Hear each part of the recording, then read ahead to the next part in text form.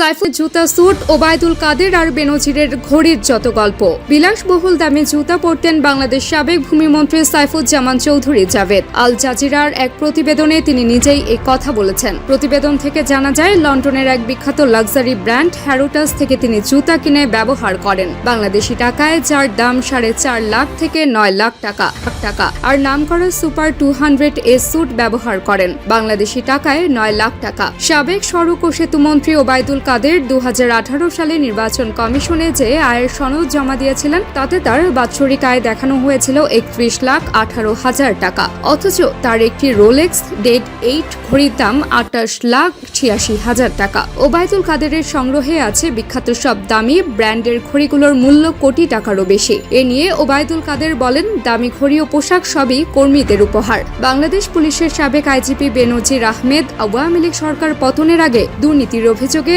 আলোচনায় এসেছেন তিনি। 2020 সালের 15 এপ্রিল থেকে 2022 সালের 30 সেপ্টেম্বর পর্যন্ত দায়িত্ব থাকাকালীন তার ঘড়ি বিলাস নিয়ে ওঠে সমালোচনার ঝড়। একজন সরকারি কর্মকর্তা হয়ে তিনি কিভাবে কয়েক লাখ টাকা দামের রোলেক্স ঘড়ি ব্যবহার করার সামর্থ্য রাখেন, তা নিয়ে প্রশ্ন উঠে। বিখ্যাত সব ব্র্যান্ডের দামি পণ্য ব্যবহার করে নিজেদের শৌখিনতার পরিচয় দিয়ে গেছেন সাবেক সরকারের মন্ত্রী ও কর্মকর্তারা।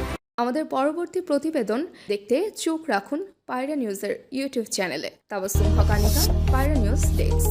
আর চ্যানেলটি ভালো লাগলে লাইক, শেয়ার ও সাবস্ক্রাইব করতে ভুলবেন না।